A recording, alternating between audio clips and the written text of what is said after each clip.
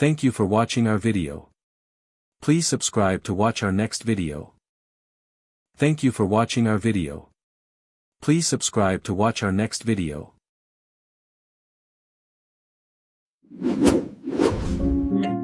Thank you so much for watching. Subscribe to Black Jewelries and join us for more powerful. The morning in Waco, Texas, carried the kind heat that settled into a man's shoulders before 9 o'clock even finished arriving. Elias Carter stood at the corner of Franklin Avenue with a folded receipt in his coat pocket and a list of chores in his head, waiting for the crossing light to change outside Baylor Feed and Hardware. He was 54 years old, broad through the chest, his skin a deep weathered brown that told the story of decades spent under open sky rather than office lights. His jacket was canvas, faded at the shoulders and patched neatly at one elbow, with a square of denim that didn't quite match. And his boots were the kind that had been re-soled twice because throwing them away had never once occurred to him. Nobody standing near him that morning could have guessed that within 4 hours, his quiet errand would end with his wrists in handcuffs inside the Waco Police Department. He'd only come into town to buy fencing wire for the back pasture, where his granddaughter kept 2 goats she'd named after cartoon characters. At 9:14 m., while he was inside the store comparing gauge thickness, someone lifted his wallet from his truck's unlocked glove box, along with 4,200 Sinn dinner and 83 cents in cash, an amount he'd been saving for a used tractor part. Elias didn't shout about it. He simply off-gone, borrowed a pound from the clerk and wrote down "we remembered," because in his experience, panic solved nothing and paperwork solved almost everything eventually. By 10:47 a.m., he was standing at the front counter of the police station on Franklin, holding a thin manila folder against his hip like a man used to waiting in lines that moved slower than they should. The station smelled like burnt coffee and printer toner, and a ceiling fan spun overhead without doing much except stirring the same warm air in a lazy circle. A bulletin board behind the counter still advertised a lost beagle from March. 2 officers were mid-conversation about lunch, and Elias waited without complaint, because impatience, he'd learned long ago, cost a man dignity and bought him nothing in return. When the younger of the 2 finally turned around, his eyes moved over Elias in the particular half-second sweep that required no words to land. The scuffed boots, the faded jacket, the old blue Silverado visible through the front window, one hubcap missing. Officer Derek Lang didn't say anything cruel yet. He just almost bored what Elias needed, in the tone of a man doing someone a favor by acknowledging them at all. "My wallet was stolen this morning outside the hardware store," Elias said. "I need to file a report so I can get my driver's license replaced." Lang asked for identification, more out of habit than procedure, and Elias set the folder on the counter and opened it without hesitation, because he had spent a lifetime never once needing to hide anything about himself. Inside were 3 items: an old photograph curling slightly at the corners, a laminated military ID with the plastic gone soft from age, and a small silver star pinned to a strip of faded ribbon. Lang picked up the ID card first, studied it for a beat too long, and then laughed, not the kind that comes from surprise, but the kind that comes from someone enjoying a joke they've already decided is true. "He's saying he's a general," Lang called out over his shoulder, grinning like he'd just uncovered something clever. 2 more officers wandered over, drawn by the sound the way people are drawn to any commotion that breaks up a slow shift. Sergeant Bill Tucker, heavy-set and sweating faintly under the collar, picked up the little silver star and turned it over in his palm like it was a toy pulled from a cereal box. "If you're a general," Tucker said, smirking at the small crowd gathering now, "then I reckon I'm the Secretary of Defense." The laughter that followed wasn't loud, but it didn't need to be. "That comes quietly, Zanste," Elias said in his defense. He'd learned decades earlier that dignity doesn't require an audience to remain intact, and he simply repeated, in the same even voice, that he only needed his stolen wallet reported so he could replace his license. Nobody answered him directly. Instead, Lang told him to stay right where he was, because in his professional opinion, wearing unauthorized decorations and carrying a fraudulent military ID was the kind of thing that got a man in serious trouble, regardless of how calm and polite he happened to look standing at the counter. Within minutes, 2 officers stepped around from behind the desk and asked Elias to place his hands behind his back. He didn't resist, didn't raise his voice, didn't so much as flinch when the cold metal closed around his wrists. He simply exhaled once, slow and even, the way a man breathes when he's already lived through worse rooms than this one. As they walked him toward the hallway, he glanced back once at the folders still open on the counter, the small silver star catching a thin ribbon of morning light through the blinds. His face didn't show fear. It showed something closer to a tired, familiar disappointment, the look of a man watching history repeat a scene he'd hoped was behind him. Near the entrance, a woman waiting to file a report about a fender bender shook her head slowly, the way people do when they've seen this particular unfairness play out before in one shape or another. As nobody spoke up for him, Elias didn't expect them to. He understood better than most how easily a room full of ordinary people could become an audience for someone else's cruelty without ever intending it.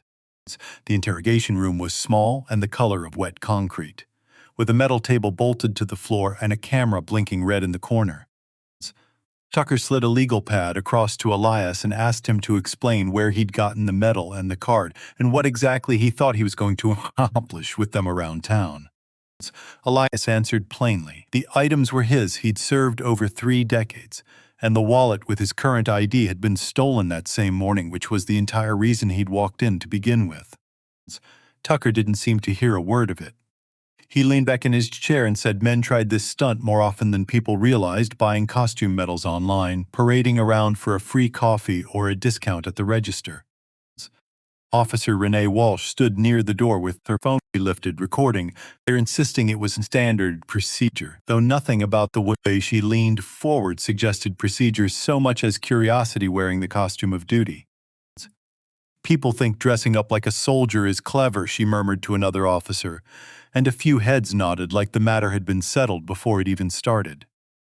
Tucker tapped his pen against the notepad, rephrasing the same accusations again and again, as though repetition alone might make them true.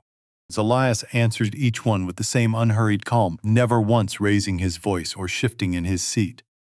He didn't argue the medal or the ID card, because he understood that no argument changes a mind that has already closed itself. Instead, he made one request, repeated twice more when ignored, a call, not to a lawyer, not to family, but to a specific line connected to the Department of Defense. Tucker burst out laughing at that, slapping his palm flat on the table, telling Elias he could call the Pentagon right after he called the moon. The room filled again with the same mocking laughter that had followed him since he walked through the front doors that morning. Walsh lowered her phone for half a second, something in the old man's stance giving her the faintest flicker of unease she couldn't explain, before she pushed it aside just as quickly as it had come. Down the hall, Elias sat in the holding cell with his hand folded in his lap, watching a small square of light move slowly across the floor. He'd spent enough years in briefing tents and command posts to recognize the particular silence of people beginning to sense they'd made a mistake long before they were willing to admit it out loud. He didn't bang on the bars, he didn't ask again. He simply waited, the way he'd waited through long nights overseas, trusting that certain systems, once triggered, moved forward on their own schedule regardless of what any single officer in a small station believed. Officer Lang sat down at his terminal to run the fingerprints Tucker had ordered, expecting nothing more than a 10-minute confirmation that the man in the holding cell was exactly what he appeared to be. Instead, screen returned a single line of red text, access restricted, clearance level insufficient. He figured it was a glitch and ran it again, more carefully this time. The second attempt froze the terminal entirely, forcing a full restart. He called over Greg Sutter, the department's IT tech, who examined the machine and admitted he'd never seen a restriction code quite like it, the kind that usually meant a file was sealed somewhere far above local reach. At around that hour, Federal Agent Nathan Cole happened to walk through the station delivering unrelated paperwork. Passing the holding area, he slowed without meaning to, his eyes catching on the way the man inside sat spine straight, fold, shoulders squared even at rest. Something about that particular stillness struck a chord he couldn't immediately place. He asked a passing officer who the man was. Before he got full answer, Captain Frank Doyle stepped out of his office and told everyone the situation was already being handled. Nothing unusual, business as usual. Cole had spent enough years in federal work to trust the instinct that told him something didn't add up. He had a schedule to keep and no authority in the matter. So he continued on but looked back twice before he reached the doors, promising himself he'd ask more questions if this came again. By early evening, worn down by the accumulating strangeness of the day, Captain Doyle reluctantly agreed to let Elias make his call, if only to prove to himself that nothing would come of it. He led to the cell phone and stood close, arms crossed, expecting a rambling excuse. Instead, Elias dialed a number from memory, waited 3 rings, and spoke in a voice suddenly sharper and more precise than anything the department had heard from him all day. He gave his name and rank, then a short sequence authentication code Delta 7 and fell silent, listening. On the other end, hundreds of miles away, a young duty operator froze at the sound of that code and placed the call on hold without another word. Doyle watched the silence stretch almost a full minute, and it was that silence, more than anything spoken, that planted a real seed of doubt in his chest. 10 minutes later, the old red secure line in Doyle's office, untouched for months at a time, rang with a sharp, insistent tone that made every officer within earshot go quiet. Doyle answered himself. A composed, unfamiliar voice asked him to confirm his identity, then requested immediate confirmation that a man named Elias Carter was currently in custody. Doyle confirmed it, his own voice betraying the smallest tremor. The caller instructed him in a tone that allowed no argument to release Elias Carter at once and make no further inquiries into his identity until further instructions arrived. "Who exactly is giving orders inside my own precinct?" Doyle asked, still clinging to some shred of authority. "This is the Pentagon," the voice answered plainly. "A colonel will call back shortly to explain." Doyle set the receiver down slowly, staring at the old phone as though it might ring again and take back everything it had just said. Word spread through the building faster than any memo could have managed, officers pawing mid-sentence, glancing toward the holding cells, murmuring questions nobody could yet answer. Somewhere beneath the disbelief, a quieter thought had begun taking root in more than one mind. The uncomfortable possibility that the tired man in the fat jacket, the one they'd mocked and cuffed only hours earlier, had been exactly who he claimed to be the entire time. The red phone rang again before Doyle had even let go of the receiver. This time the voice was ice cold, carrying the unmistakable weight of absolute authority, and it didn't need to raise itself to be obeyed. Lieutenant General Elias Carter was to be released immediately and treated with the full respect his rank demanded, effective the moment those words left the caller's mouth. Doyle asked stubbornly for some proof this wasn't an elaborate prank. The voice answered that he was speaking as the Army's chief of staff, and that failure to comply would bring consequences far beyond anything a local captain could imagine. The room went utterly silent. Before Doyle could respond, his computer screen flickered awake on its own, an encrypted message arriving through a federal channel none of his officers had ever seen activated. Attached were documents that made his stomach drop. A verified service record, a photograph taken decades earlier, the exact authentication code Elias had spoken into the hallway phone, and a digital signature tracing straight back to the Department of Defense. Every detail matched. The photograph, younger, unmistakably showed the same steady eyes and square jaw of the man sitting quietly in the cell down the hall. Officer Lang, reading over Doyle's shoulder, felt the blood drain from his own face as the weight of what they'd done finally settled over him. Down the hallway, Elias Carter sat exactly as he had all day, calm, unmoving, waiting with the patience of a man who understood the truth, once set into motion, rarely needed to be rushed. Years before that Tuesday afternoon, Elias had been known in briefing rooms lit only by tactical maps for a different kind of reputation, entirely not medals worn for others to see, but decisions made under pressure few people would ever understand. He'd commanded operations where mistakes cost lives instantly, leading units through missions that remained classified decades later. Soldiers who served beneath him spoke of it, and only among themselves, describing a commander who walked to point rather than send younger men ahead of him, who carried wounded on his own back through terrain that swallowed lesser men whole, and who had personally coordinated the recovery of more than 200 soldiers in an operation still too sensitive for public record. They remembered small things more than speeches, the way he learned every recruit's name within a week, the way he checked on the wounded before allowing himself rest, the way he never once raised his voice even in the worst of it, believing panic spread faster than enemy fire. For those actions, Elias had received the nation's highest military honors decorations most people only read about in textbooks. He never once displayed them publicly, never used them to open doors that might otherwise stay closed. When politicians offered him a public role in Washington, staff cars, security details, real influence, he turned down every single one. He told the few who asked that he'd served quietly his whole life and intended to end it the same way. When he finally retired, Elias back to a modest house outside Waco with a deliberateness that surprised even the people who thought they knew him. He raised his granddaughter Zoe there alone, after her mother, his daughter, passed 6 years earlier, driving her to school in a truck with a cracked windshield and never once complaining when the morning started at 5.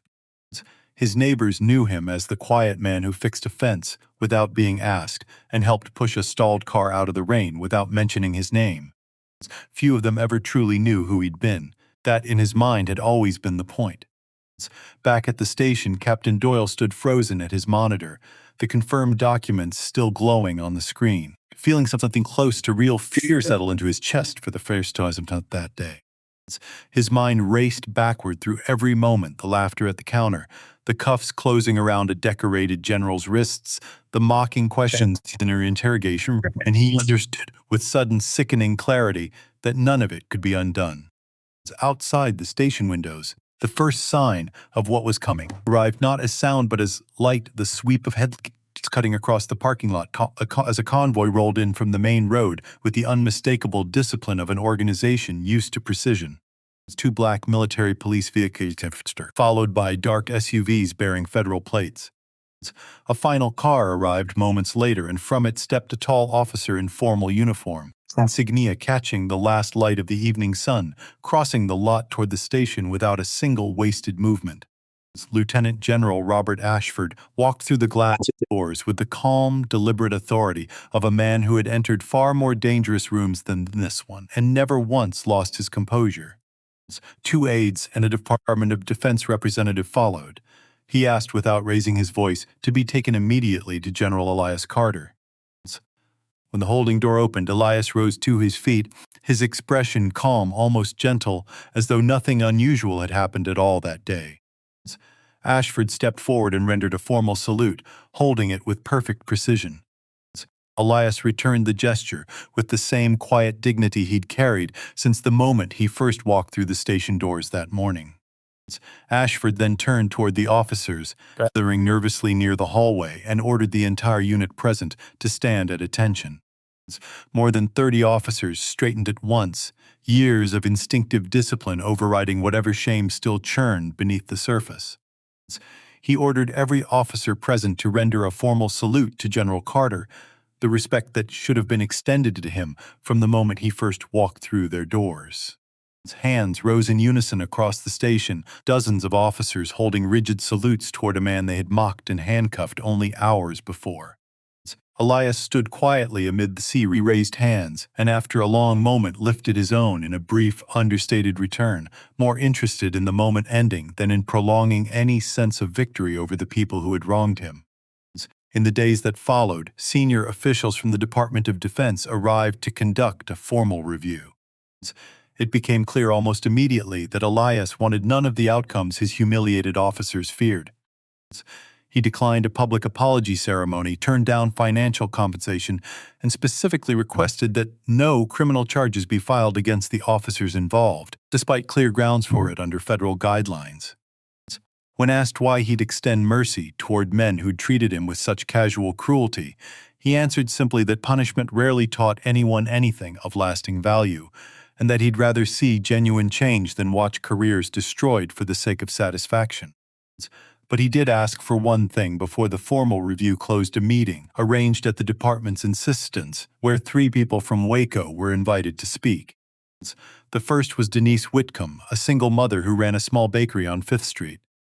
Years earlier, a loan officer connected to the same department had refused to process her mortgage paperwork, telling her plainly that lending to an unmarried woman raising 2 kids alone was, in his words, a bad risk regardless of her credit.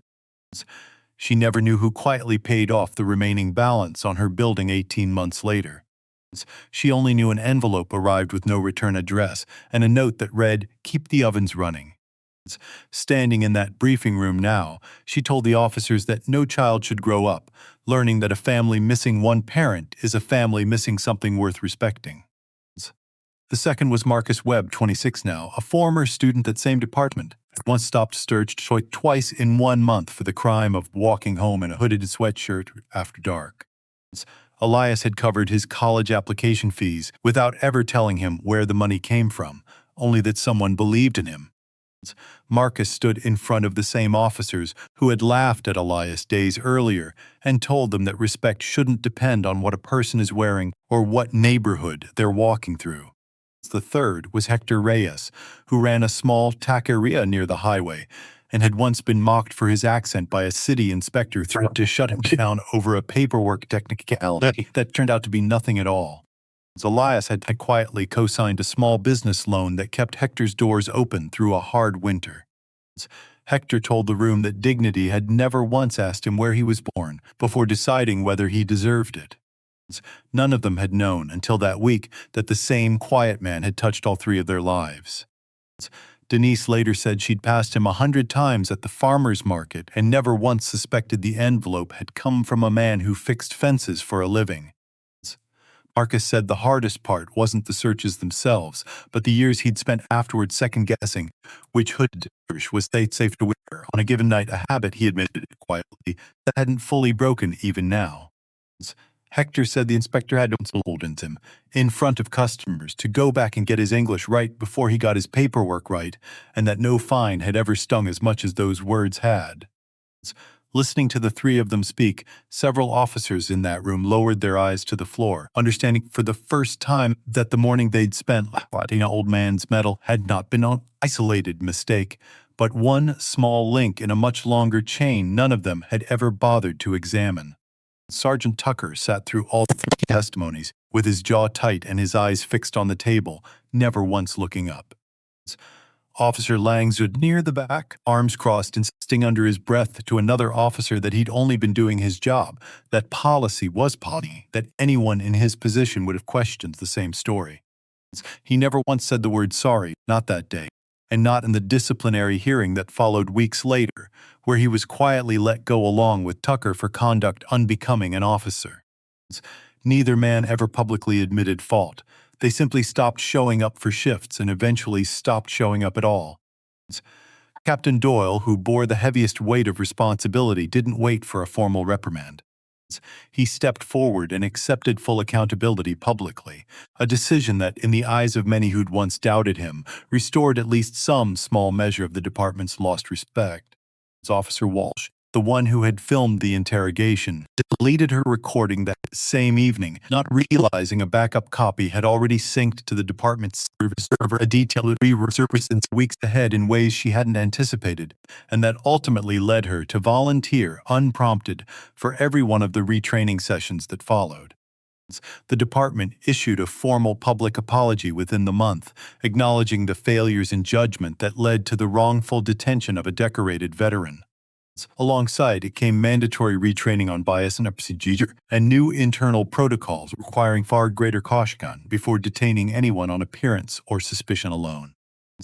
6 months later, a local reporter who followed up on the story found something the department hadn't expected to be proud of. Complaints involving profiling had dropped by more than 60%, and 2 officers who'd once said nothing during the incident had since spoken openly in training sessions about the day they'd watched a good man get handcuffed for wearing the wrong jacket.